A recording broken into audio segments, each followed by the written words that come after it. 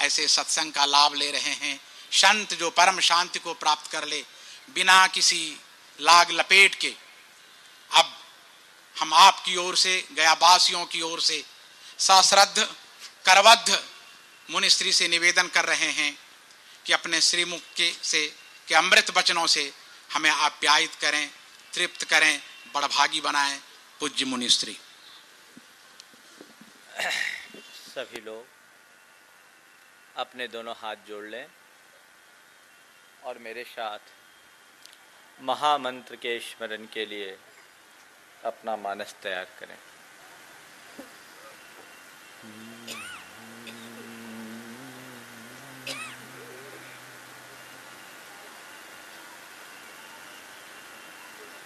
नमो अरिहंताणं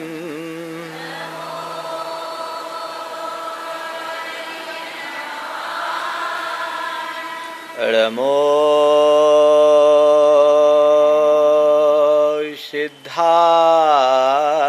सिद्धाणं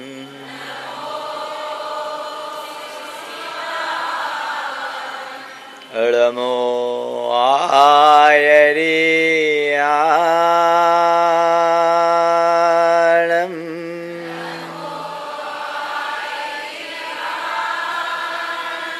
नमो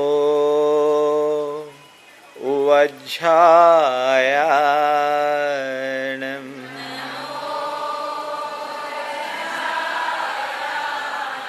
नमो लोये सवशाहुणं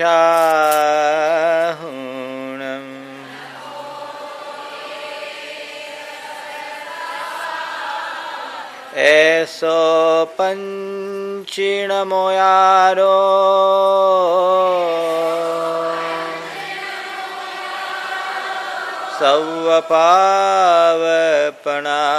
सवपावपनाशनो मंगलालं च शव्येसिं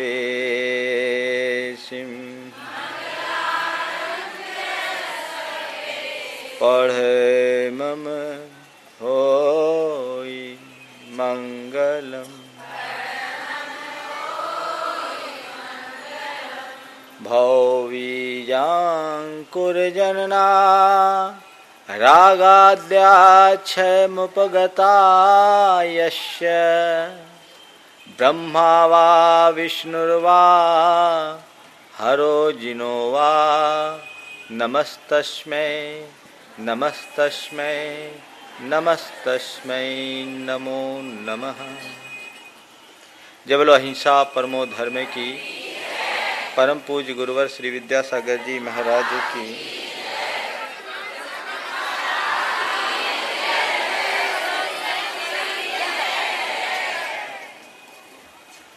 हमारा जीवन कोरे कागज की तरह है, उस पर हम सुंदर चित्र भी अंकित कर सकते हैं तो स्याही के धब्बे से उसे विकृत भी बनाया जा सकता है। कागज कागज है, पर उसका उपयोग हमारी सोच, हमारे चिंतन और हमारे विचारों पर निर्भर करता है। जीवन खुले मैदान की भांति है, उस पर सुंदर महल भी खड़ा किया जा सकता है तो झोपड़पट्टी भी। अब ये हमारे ऊपर है कि इस मैदान पर हम महल खड़ा करते हैं या झोपड़ी। कुछ लोग हैं जो इस जीवन के मैदान में आनंद का भव्य प्रसाद खड़ा कर लेते हैं, और कुछ लोग हैं जो इस जीवन के विशाल मैदान में भी अपनी बुराइयों की झोपड़ी ही खड़ी रखते हैं, वैसे ठीक नहीं कर पाते। ये सब कुछ हमारी अपनी जीवन शैली पर निर्भर करता है। जन्म की दृष्टि से देखा जाए तो प्रत्येक मनुष्य के जन्म की प्रक्रिया एक सी है। उस प्रक्रिया की दृष्टि से हम में और इतर मनुष्यों में कोई अंतर नहीं, लेकिन इसके बाद भी दुनिया में बहुत से मनुष्य ऐसे हैं जिन्हें हम संत और महात्मा के रूप में पूजते हैं, उनके चरणों में अपने श्रद्धा का अर्घ अर्पित करते हैं। तो बहुत से ऐसे भी हैं जिन्हें दुर्जन या दुरात्मा के नाम से हम पुकारते हैं, उनके चरणों में अर्घ चढ़ाना तो बहुत दूर की बात है, उनका नाम सुनना भी हम पसंद नहीं करते। बंधुओं, मैं केवल इतना जानता हूँ कि जन्म से न तो कोई सज्जन होता है, जन्म से न तो कोई संत होता है, और न ही जन्म से कोई असंत होता है, और न ही जन्म से कोई दुर्जन होता है। जन्म से ये सब कुछ नहीं होता, किसी सज्जन के माथे पर तिलक नहीं लगा होता और किसी दुर्जन के सिर में सींग नहीं उगे होते, लेकिन फिर भी दुनिया में सज्जन भी होते हैं और दुर्जन भी होते हैं। तो सज्जनता और दुर्जनता का आधार बाह्य जन्म और बाह्य परिस्थितियां नहीं है, ये मनुष्य की अपनी चिंतन धारा, अपनी जीवन शैली और अपनी सोच है। इस धरती पर राम भी अवतीर्ण हुए और रावण का भी जन्म हुआ, लेकिन राम हम सबके श्रद्धा के पात्र बन गए। रावण को आज कोई भी पूछना पसंद नहीं करता, कारण केवल एक है कि श्री राम ने वह जीवन शैली को अपनाई जो स्वयं के लिए आदर्श था, और उनने ऐसा जीवन जिया कि सारे लोक के लिए आदर्श बन गए। रावण ने वो कार्य किए जो मानवता के विरुद्ध थे, जो मानवीय उसूलों के विरुद्ध थे। उसने बुराइयों का आश्रय लिया, नतीजा ये निकला कि रावण पथभ्रष्ट हुआ। आज रावण को कोई भी पसंद नहीं करता। बंधुओं, हमारा जीवन एक व्यक्ति की भांति होता है, लेकिन जब हम जीते हैं तो अपने जीवन से व्यक्तित्व का निर्माण करते हैं। व्यक्ति कुछ और होता है और व्यक्तित्व कुछ और होता है। व्यक्ति सामान्य है, व्यक्तित्व में विशेषता है। व्यक्तित्व अच्छा भी हो सकता है और बुरा भी हो सकता है, लेकिन व्यक्ति में न तो कुछ अच्छा होता है न बुरा होता है। व्यक्ति तो मिट्टी का लौंधा है और उस मिट्टी के लौंधे से मंगल कलश भी बनाया जा सकता है, तो शराब की कुल्हड़ भी मिट्टी का लौंधा है।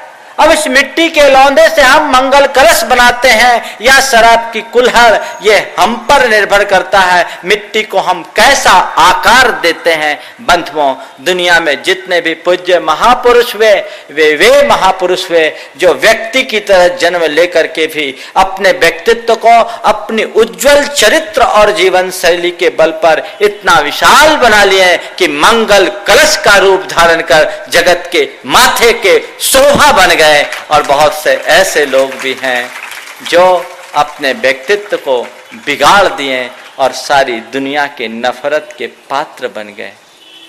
एक कुम्हार मिट्टी से कुछ बना रहा था। कुम्हार मिट्टी से कुछ बना रहा था और बनाते हुए कुम्हारिन ने पूछा, क्या बना रहे हो? उसने कहा कि मैं चिलम बना रहा हूं, चिलम बना रहा हूं। कुम्हार चिलम बना रहा था। चिलम जानते हैं ना, उसका काम क्या है? जलना और सामने वाले को जलाना। चिलम का और काम क्या है?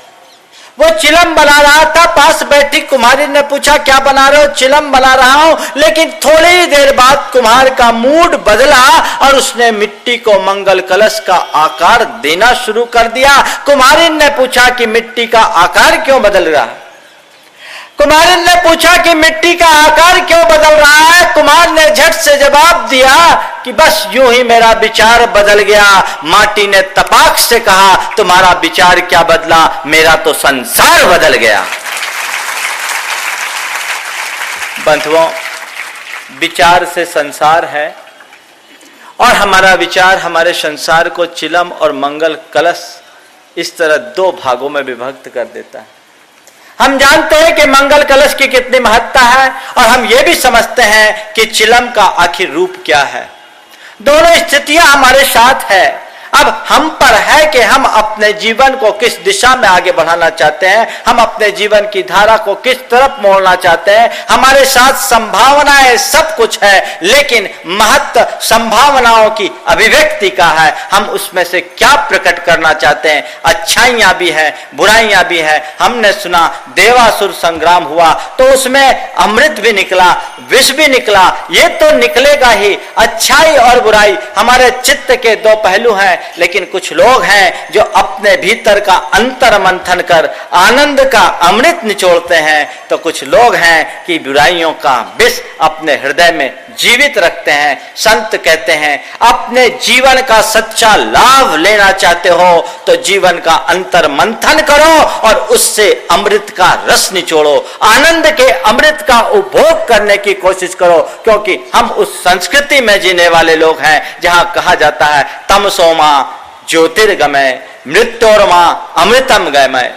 हम मृत्यु से हट करके अमृत के तलाशने वाले लोग हैं, हम अमृत के उपासक हैं, हम अंधकार के नहीं, हम प्रकाश के पुजारी हैं, हम असत के नहीं सत्य के उपासक हैं। लेकिन जन्म जन्मांतरों का संस्कार हम पर कुछ इस तरह से हावी हो जाता है कि हम हमेशा गलत दिशा की ओर ही जल्दी बढ़ते हैं, अच्छाइयों के अनुसरण की ओर हमारा चित्त जल्दी आकर्षित नहीं होता, लेकिन बुराइयों की तरफ हम पल में लुढ़क जाते हैं। यही हमारी दुर्बलता है। संत कहते हैं अपनी अंतर चेतना को जगाने की जरूरत है। यदि तुम्हारी अंतर चेतना जागेगी तभी तुम बुराई से अच्छाई की ओर अग्रसर हो सकोगे। वस्तुतः जीवन को अच्छाई की ओर आगे बढ़ाना चाहते हो तो अच्छा आचरण करो। मनुष्य का अच्छा और बुरा आचरण ही उसकी उन्नति और अवनति का मूल है। हमारा जैसा चरित्र होता है वैसा हमारा जीवन बनता है। हमारे चिंतन से, हमारी सोच से हमारी चिंतन की धारा होती है, चिंतन धारा हमारी चर्या को प्रवर्तित करती है और चर्या हमारे चरित्र को निर्मित करता है। सबसे पहले स्तर पर है मनुष्य की सोच। दो तरह की सोच से प्रेरित लोग इस संसार में रहते हैं। एक वे लोग हैं जिनकी सोच नितांत भौतिक सोच है और दूसरे वे लोग हैं जिनकी सोच आध्यात्मिक सोच है, और एक तीसरे लोग और हैं जो बीच के हैं, वे हैं व्यवहारिक सोच के। भौतिक सोच, आध्यात्मिक सोच और बीच के एक हैं जो व्यवहारिक सोच। भौतिक सोच से ग्रसित लोगों के जीवन का स्तर बहुत उथला होता है। उनके लिए दृश्य जगत ही सब कुछ होता है। उनके जीवन का एक ही मकसद होता है, खाओ पियो मौज करो। इस दुनिया में आए हो तो मजे उड़ाओ, eat drink and B Mary. उनके लिए इसके अलावा और कुछ नहीं, क्योंकि उनकी दृष्टि में दृश्य जगत से परे और कोई जगत नहीं होता। उनके जीवन का एक ही मकसद होता है, वह है पदार्थ और पदार्थ जन भोग। ऐसी भौतिकता के सोच से आविष्ट लोगों का ध्येय पदार्थ के मध्य से शांति का, सुख का रस निचोड़ने का होता है। लेकिन ये आज तक का अनुभव बताता है कि जैसे रेत को निचोड़ने से तेल नहीं निकलता, ऐसी बाह्य पदार्थों के माध्यम से आज तक किसी को सुख और शांति की अनुभूति न तो हुई है न हो सकती है। वस्तुतः सुख की उपलब्धि बाहर के पदार्थों में नहीं है, वह तो हमारी अंतश्चेतना में है। लेकिन दृष्टिहीनों को अपनी अंतश्चेतना में रहने वाले उस सुख सागर का आभास नहीं होता। जो दृष्टि प्राप्त करते हैं उनको ही वो सुख मिलता है। पर ऐसे लोग जिनके जीवन का लक्ष्य आमोद प्रमोद, मौज मस्ती, इंजॉय जिनके जीवन का लक्ष्य है, वह बाहरी इंजॉय। बंधुओं, आध्यात्म के आचार्य कहते हैं जीवन का इंजॉय करो, असली इंजॉय करो। आमोद करना है, प्रमोद करना है तो अपने जीवन का करो। बाहरी साधनों में जो इंजॉयमेंट है वो ठीक ऐसा ही है जैसे बच्चा रोता है तो माँ उसको निप्पल दे देती है। बच्चा निप्पल लेकर के कुछ पल के लिए सोचता है कि मुझे बहुत कुछ मिल गया। निप्पल चूसते हुए उसे लगता है कि मुझे कुछ रस मिल रहा है, लेकिन सब जानते हैं निप्पल में एक बूंद भी रस नहीं है। ये तो केवल मन बहला लेने का साधन है। लेकिन जो इस रहस्य को नहीं जानते, उस बच्चे की तरह बार बार उस निप्पल को ही अपने मुंह में लगाए रखते हैं और उनके लिए तरह तरह के साधनों को आत्मसात करने की कोशिश करते हैं। ऐसे लोगों के जीवन का ध्येय एक ही है, जब तक जियो सुख से जियो। जब तक जियो सुख से जियो, कर्जा लो पर घी पियो। पसंद आ गई बात आप लोगों को? ये आज की मनोवृत्ति।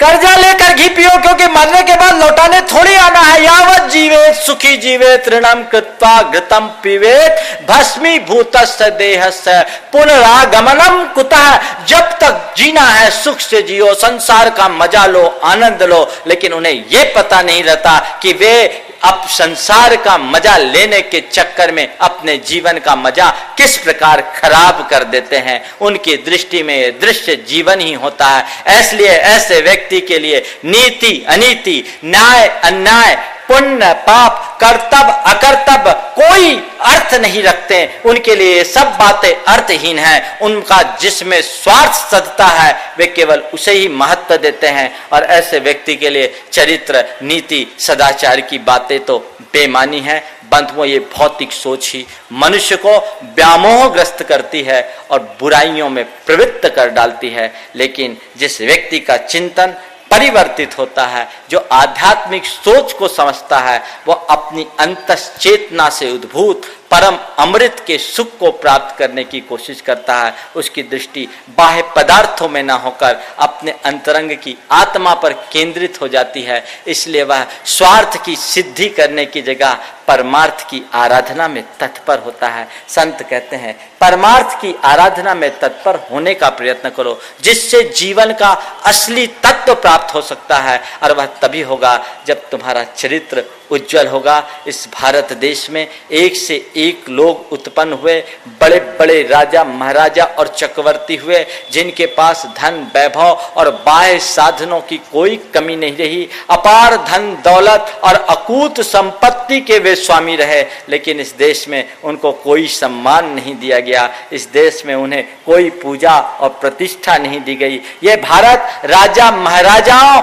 और श्रीमंतों के नाम से नहीं जाना जाता। ये भारत अगर जाना जाता है तो साधु संतों के नाम से जाना जाता है। बंधुओं, यही हमारी संस्कृति के एक विशेष पहचान है। भारत ने संतों को पूजा है, इसलिए नहीं कि संतों के पास वैभव है। भारत ने संतों को पूजा है इसलिए कि उनके पास चारित्रिक संपदा है। जड़ वैभव का तो मूल्य हो सकता है, लेकिन चरित्र की संपदा तो अमूल्य है। चरित्र ही पूजा जाता है। जिसका चरित्र उन्नत होता है उसका जीवन उन्नत होता है, और जिसका चरित्र विकृत होता है उसका जीवन विकृत होता है। इसलिए बंधुओं, आज मैं आप सबसे चरित्र की बात करने जा रहा हूं, जो हमारी चिंतन से प्रेरित होता है। वह चरित्र को हम उज्जवल बनाने की कोशिश करें और चरित्र की उज्जवलता के आधार स्वरूप अपने चिंतन को मोड़ने की कोशिश करें। बंधुओं, हमारा चरित्र ही हमें ऊंचे उठाता है और हमारा चरित्र ही हमें नीचे गिराता है। मनुष्य के विकास और विनाश का आधार उसका अच्छा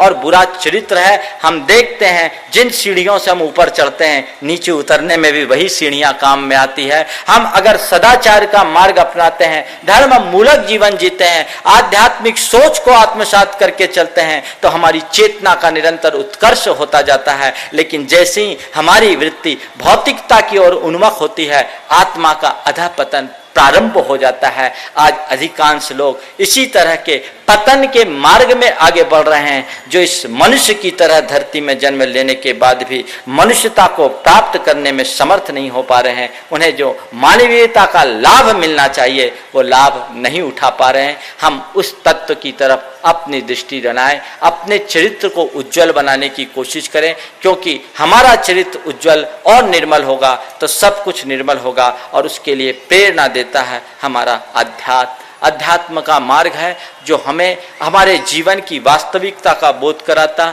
जो हमें पाप से भीरू बनाता है, पाप भीरुता को प्रकट करता है, जो अच्छाई और बुराई के अंजाम का बोध कराता है। बंधुओं, हम लोग बहुत सारे कार्य बेखौफ होकर कर डालते हैं, लेकिन उनके परिणामों के विषय में कभी विचार नहीं करते। संत कहते हैं जैसे जो बीज बोया जाता है तो उसका वही फल होगा। एक बीज बोते हैं लेकिन फल तो अनेक होते हैं। ऐसे ही मनुष्य अपने आचरण के बल पर अपने चित्त की भूमि में अच्छा और बुरा जैसा बीज बोता है उसके जीवन में वैसे ही फल होते हैं। हो सकता है फल के अंकुरण में कुछ समय लगे, कुछ आगे पीछे हो जाए, लेकिन उस फल से बचा नहीं जा सकता। इसलिए अपने जीवन में अच्छाई का बीजारोपण करो, और इस अच्छाई का बीजारोपण तभी होता है जब हम सोच पारमार्थ मूलक बनाते हैं। हमने श्री राम की कथा सुनी युग युगांतरों से हम उनकी कथा सुनते आ रहे हैं, उन्हें अपने जीवन का आदर्श मान रहे हैं। लेकिन हम अपने जीवन में झांक करके देखें कि राम को आदर्श मान रहे हैं पर काम किसका कर रहे हैं? राम का नाम ले रहे हैं, रावण का काम कर रहे हैं। हमारे भीतर का रावण बहुत तेजी से बढ़ रहा है और राम, नाम तो राम की ही जपते हैं। यह हमारे जीवन की विडंबना है। हर साल रावण का पुतला जलाया जाता है विजयादशमी के दिन, हर साल जलाया जाता है। और मुझे तो लग रहा है कि हर साल रावण का कद बढ़ रहा है, हर साल रावण का कद बढ़ता है। पिछले बरस इतने फुट का तो इस बरस इतने फुट का। ये हमारे भीतर की वृत्ति का परिचायक है। अगर रावण इसी तरह अपना सिर उठाता रहेगा तो हम अपने जीवन का उत्थान आखिर कैसे कर सकेंगे? हमने हमेशा विपरीत पथ को अपनाया। जिस तरफ हमारी दृष्टि होनी चाहिए हमने उसकी उपेक्षा की। बड़ी सार्थक पंक्तियां लिखी है जयशंकर प्रसाद ने, जब देखिए विपरीत पथी हाय हमने ले लिया। श्री राम के होते हुए आदर्श रावण को किया। हम है दुर्योधन के अनुज तत्कर युधिष्ठिर को अहो, तो सोचे भला तो फिर हमारा पतन दिन दिन क्यों ना हो। हमने उल्टा पथ अपनाया, हमने विपरीत गंगा बहाने की कोशिश की, उल्टी गंगा बहाने की कोशिश की। आखिर ये कैसे हो सकता है? ये तो कतई हो ही नहीं सकता। पिताजी ने अपने बच्चे को राम कथा सुनाई, बच्चा राम कथा से बड़ा प्रभावित हुआ। पिता ने पूछा, ये बताओ इस राम कथा में तुम्हारा किसका चरित्र सबसे ज्यादा प्रभावित किया? तुम किसे पसंद करोगे? राम को? बोला नहीं। लक्ष्मण जी को? बोला नहीं। तो कहा भरत को? कहा नहीं। विभीषण को? कहा नहीं। बोले तुम किसको पसंद करोगे? बोला रावण को। छोटा बच्चा था। बोले तुम किसको पसंद करोगे? बोले रावण को। बोला अच्छा रावण तुम्हें क्यों पसंद आया? बोले 10 सिर है उसके, इसलिए उसको एक साथ 10 आइसक्रीम खाने का मौका मिले। मैं रावण बनना चाहूंगा, 10 आइसक्रीम खाने का मौका। ये हमारे एक वृत्ति का परिचायक है बंधुओं। हमें इसके प्रति सोचना चाहिए। ये हंसने की बात नहीं है, गंभीर होकर मनन करने की बात है कि हम अर्घ किसको चढ़ाते हैं और काम किसका करते हैं। यदि हम प्रभु की आराधना करते हैं तो संत कहते हैं सच्ची आराधना प्रभु के चरणों में फूल चढ़ाना नहीं, सच्ची आराधना प्रभु के चरण चिन्हों का अनुसरण करना है। हमारे देश में हमने आदर्श बहुत ऊंचे बनाए हैं। आदर्शों की पूजा और अर्चा की परंपरा तो हमारे देश में बहुत रही है, पर बंधुओं केवल आदर्शों को पूजने से काम नहीं चलेगा। हमारा जीवन आदर्श तभी बनेगा जब हम आदर्शों का अनुसरण करेंगे, उनका अनुकरण करेंगे। हम उनको पूजते हैं लेकिन उनकी बातों को स्वीकारते नहीं हैं। उनको हम स्वीकारें, उनके जीवन के आदर्शों को आत्मसात करने की कोशिश करें। हम अपने जीवन को बुराइयों से मुक्त करने का प्रयत्न करें। आज हमने कल रावण का अंत देखा। हमेशा जब भी राम कथा होती है तो रावण का अंत होता है। रावण तो न जाने कितने रूपों वाला है। वह युद्ध की भूमि में ही बहुरूपनी नहीं बनाता था। आज भी रावण अनेक रूपों में है और वो रूप रावण के कई कई बार आते हैं। उनमें से एक बड़ा रूप है बुराई, व्यसन। कम से कम हम उस व्यसन और बुराई रूप रावण का भी अगर अंतिम संस्कार कर सके तो इस देश का बड़ा उद्धार होगा और हमारे जीवन के कल्याण का मार्ग प्रशस्त होगा। हम उस व्यसन और बुराई रूप रावण का अंत करने की कोशिश करें जो हमारा निजी नुकसान कर रहा है। बहुत खतरनाक है ये रावण, बहुत हमारे जीवन के सारे सौंदर्य को नष्ट कर रहा है। एक जगह बहुत सुंदर हरा भरा पेड़ था, पूरे इलाके की छाया था और शान बना हुआ था, लेकिन लोगों ने देखा कि धीरे धीरे उसके पत्ते पीले पड़ने लगे। वो पेड़ बिल्कुल सूख कर ठूंठ के रूप में परिवर्तित हो गया। गांव के लोगों ने उसे काफी तरह से संभालने की कोशिश किया, तरह तरह से खाद पानी दिया, चिकित्सा की, लेकिन पेड़ जो सूखना शुरू हुआ सो सूखते ही गया। लोगों को कुछ समझ में नहीं आया। गांव भर के लोगों ने एक बुजुर्ग सज्जन से कहा कि आखिर क्या बात है, ये पेड़ सूख क्यों रहा है। उन सज्जन ने पेड़ को नजदीकी से देखा और कहा इस पेड़ को तुम सुधार नहीं सकते, बचा नहीं सकते। बोले क्यों? बोले इसकी जड़ में कीड़ा लग गया है।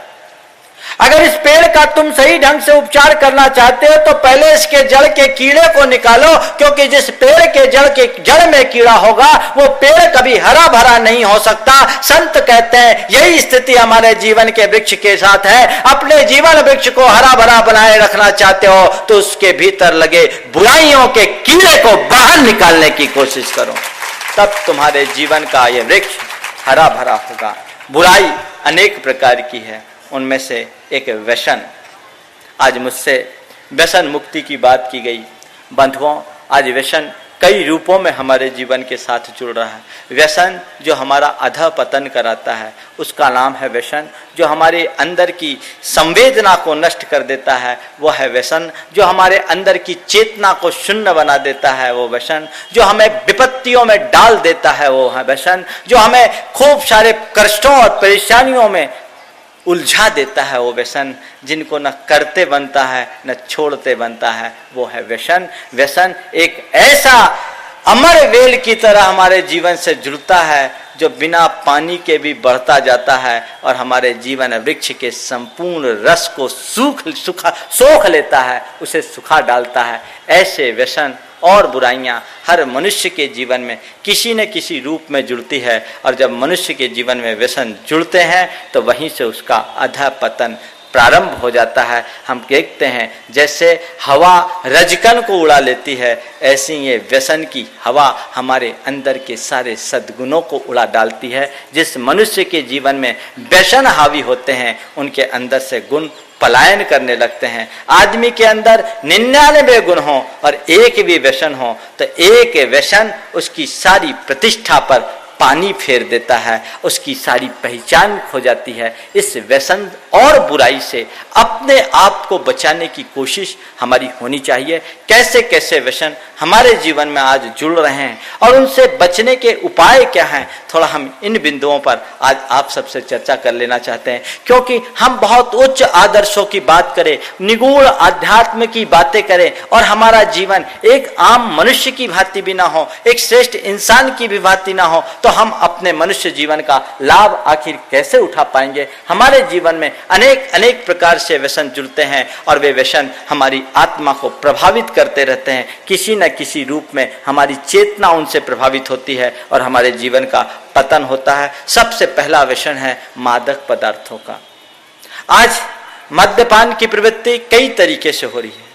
उसमें शराब है, गुटखा, पान मसाला है और सिगरेट है तथा तरह तरह के और जो मादक औषधियाँ हैं, ड्रग्स हैं, जिसका एडिक्शन लोगों के साथ होता है, उनके जीवन की स्थिति कितनी भयानक होती है। आज शराब का प्रचलन बहुत तेजी से हो रहा है। आज हर व्यक्ति किसी न किसी रूप में इन सब चीज़ों से प्रभावित होने लगा है। इनकी संख्या बढ़ रही है। बंधुओं, इनसे अपने आप को बचाने की कोशिश करनी चाहिए। शराब शब्द ऐसे सर अरबी का शब्द है, सर और आप से शराब बना है। सर का मतलब होता है बदी या फसाद या बुराई। जो बुराई या फसाद में फंसा दे उस पानी का नाम है शराब। शराब का पानी वह पानी है जो सारी मानवता को पानी पानी कर देता है, मानवता का पानी उतार देता है। वो एक बोतल में है लेकिन शराब की बोतल सारी मानवता को अपने भीतर डुबा लेती है।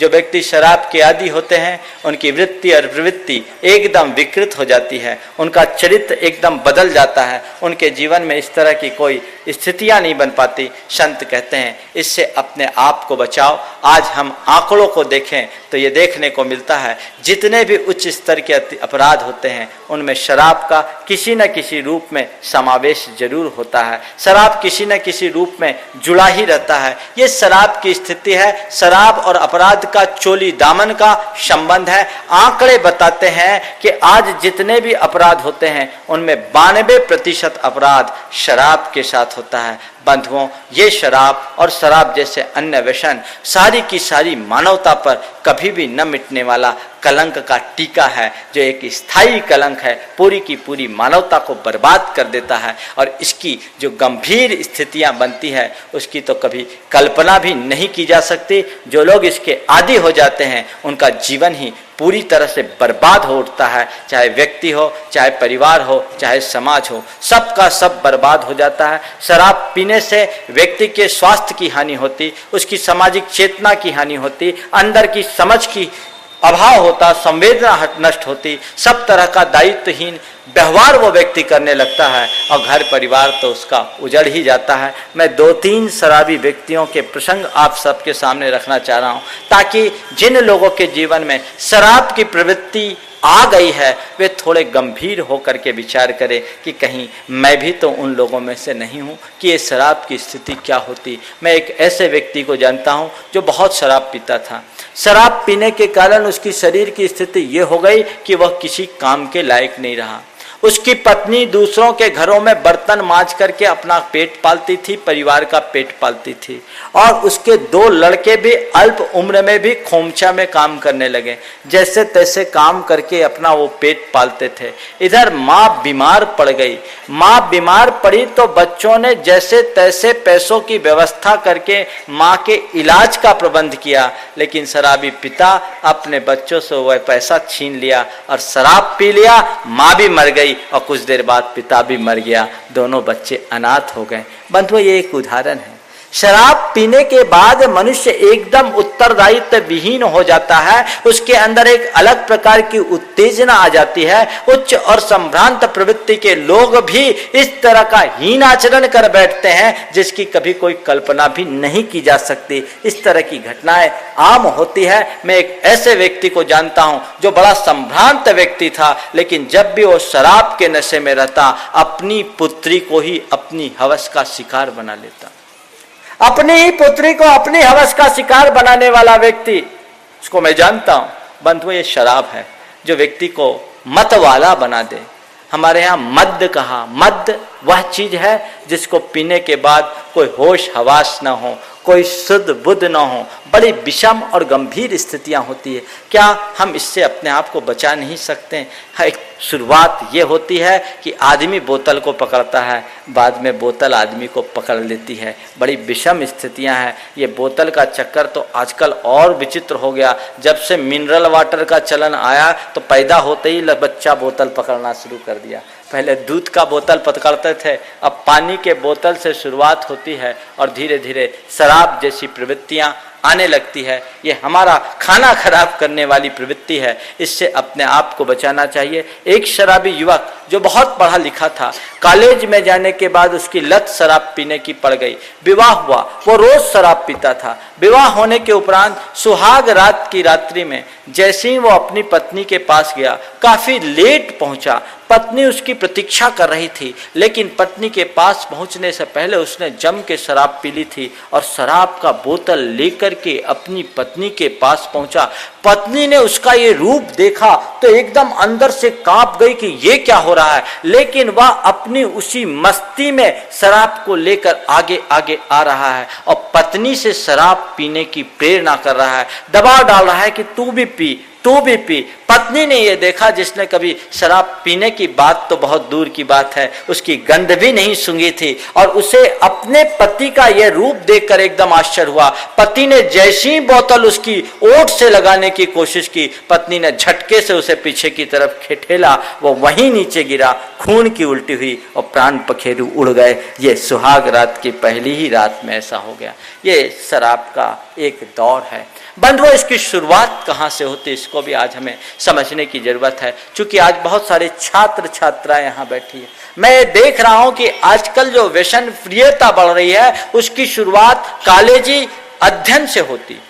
मेरे संपर्क में ऐसे अनेक युवक और युवतियां हैं जो अपने स्कूली शिक्षा तक तो बहुत संयम और सदाचार से रहते हैं, लेकिन जैसे ही उच्च शिक्षा को प्राप्त करने के लिए वे आगे बढ़ते हैं, उन्हें रैगिंग के माध्यम से इस तरह की चीजों से जोड़ा जाता है और धीरे धीरे वे उनके आदी होते हैं। बंधुओं, बुराइयों की ऐसी स्थितियां होती है, प्रारंभ में जो बुराइयां होती है वो तुरंत नियंत्रित की जा सकती है, लेकिन कालांतर में जब वो विषम बन जाती है तो उन्हें दूर करना बड़ा अंतर होता है। शुरू में जब बुराई आती है तो मुलाकाती मित्र की तरह होती है, सुबह शाम मिल गए सो मिल गए, महीना 15 रोज में मिल गए तो राम राम हो गया। लेकिन फिर बाद में वो मेहमान जैसा हो जाता है। जब मेहमान आते हैं तो उसकी अच्छी खातिरदारी की जाती है और उसके बाद तो जब लगातार खातिरदारी की जाने लगी तो वह फिर बुराई खुद हमारी मालिक बन जाती है। आदमी के हाथ में उन बुराइयों पर कोई नियंत्रण नहीं होता,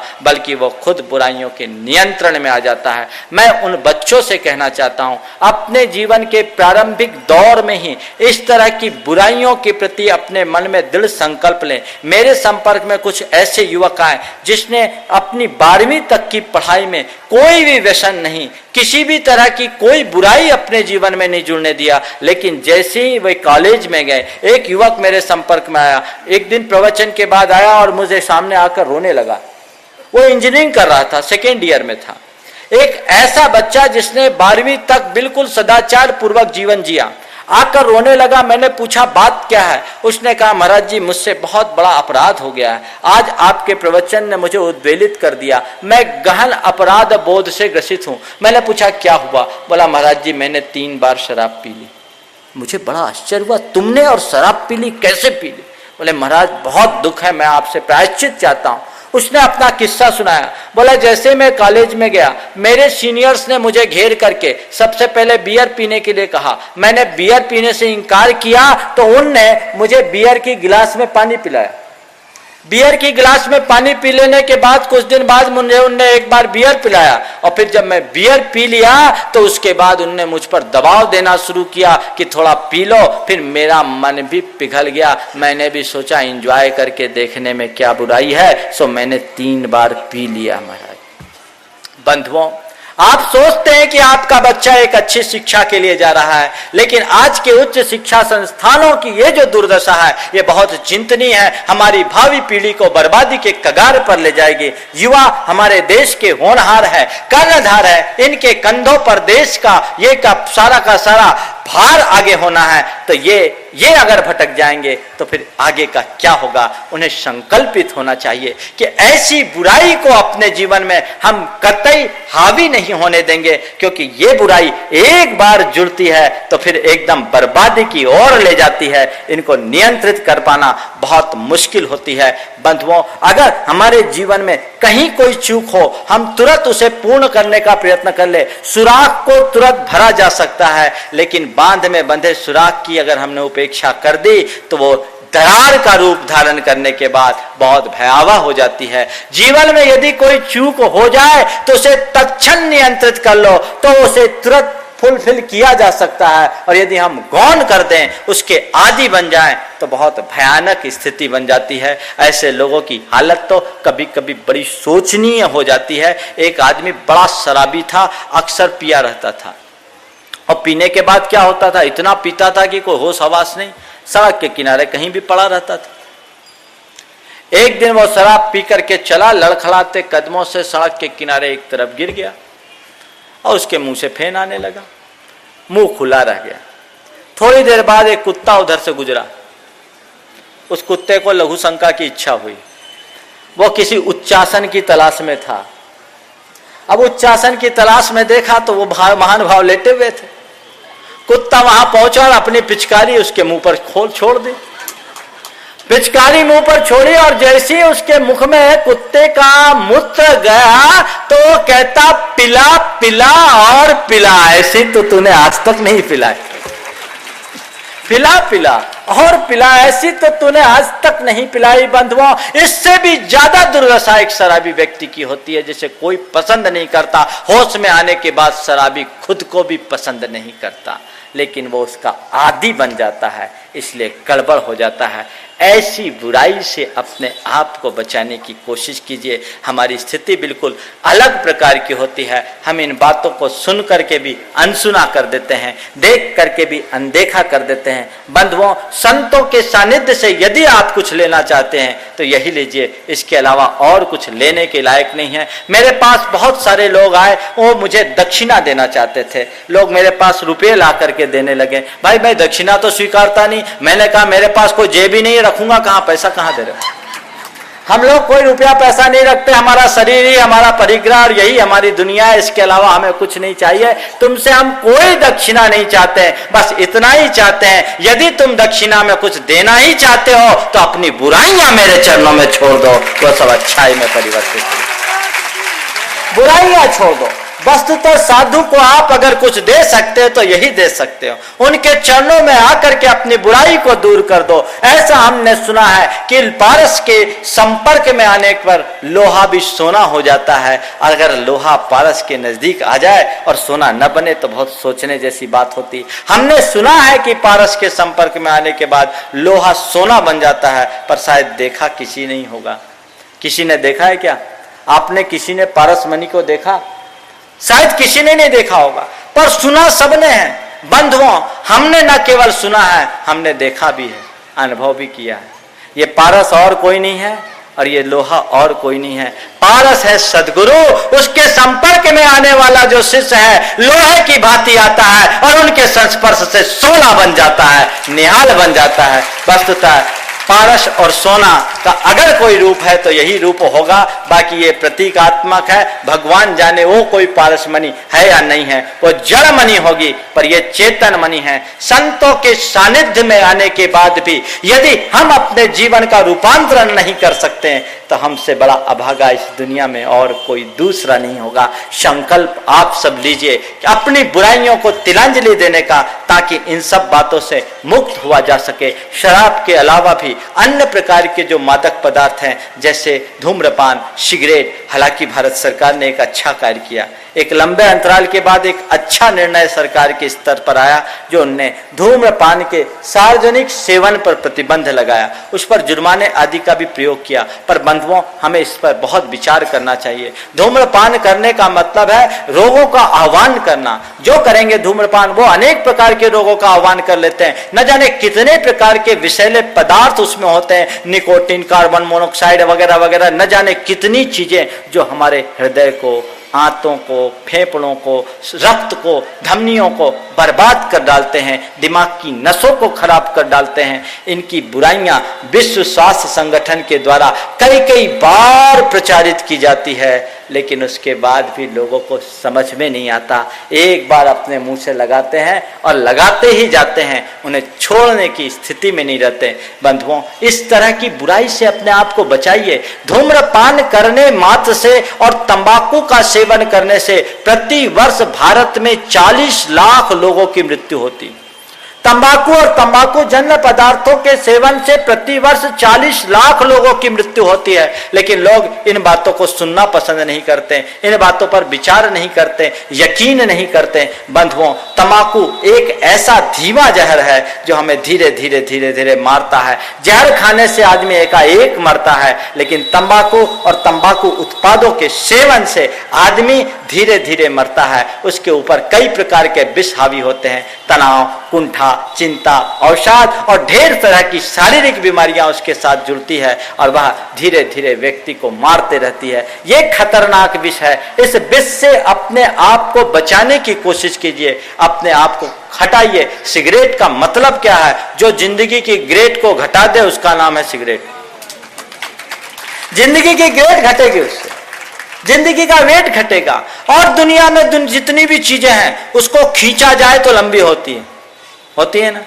जितनी भी चीजें होगी उनको खींचोगे तो लंबी होगी, लेकिन सिगरेट ही ऐसी चीज है जिसको खींचने पर वो छोटी होती है। सिगरेट को खींचते हैं तो छोटी होती है, आप उसका जितना कस लेते हैं उसके बाहर का हिस्सा उतना छोटा होता जाता है और राख में परिवर्तित होते जाती है। सिगरेट ये कहती है कि तुम मुझे खींचोगे, ध्यान रखना, जैसे जैसे मैं छोटी होंगी तुम्हारी लाइफ भी छोटी हो जाएगी, और जैसे मैं एक दिन राख में परिवर्तित होंगी, जैसे मैं एक दिन राख में परिवर्तित होकर कचरे के ढेर में फेंके जाऊंगी, तुम भी एक दिन कचरे के ढेर में चले जाओगे, अपने जीवन को बर्बाद कर डालोगे। बंधुओं, धूम्रपान करने का मतलब अपने पैसों में आग लगाना, ये बर्बादी है। और क्या है इससे लाभ? क्या इससे अपने आप को बचाइए। न धूम्रपान करे, न बीड़ी पिए, न सिगरेट पिए। आजकल तो हुक्का का चलन भी युवकों में बहुत तेजी से हो रहा है। ये सब बहुत हानिकारक है। कुछ लोग फिल्टर किए हुए सिगरेट की पीने की बात करते हैं। बंधुओं, ये सब भ्रम है, हानिकारक पदार्थ है। इनसे अपने आप को बचाने की कोशिश कीजिए। जवानी में हो सकता है आपको इसका असर और प्रभाव परिलक्षित ना हो, लेकिन जीवन के उत्तरार्ध में इसके भयानक परिणामों से आप अपने आप को बचा नहीं सकते। ये तन को, मन को और धन को सबको बर्बाद करने वाले कारक हैं। इसलिए इनसे बचने का पूर्ण प्रयत्न करना चाहिए, संकल्पित होना चाहिए, ताकि हम इनसे बचें और इस तरह की बुराई हमारे ऊपर हावी ना हो सके। एक नेक इंसान की यही पहचान है कि सब